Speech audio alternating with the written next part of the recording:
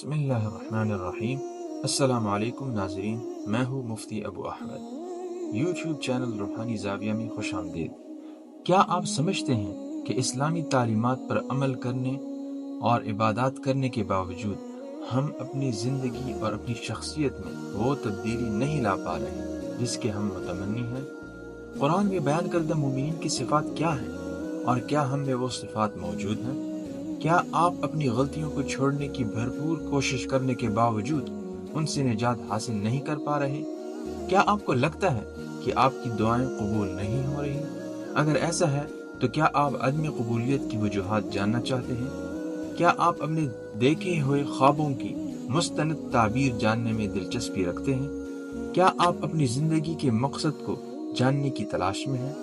اگر آپ کا جواب ہاں میں ہے اور آپ ان سب سوالات کے جوابات جاننا چاہتے ہیں تو ہمارے یوٹیوب چینل روحانی زاویہ کو سبسکرائب کریں۔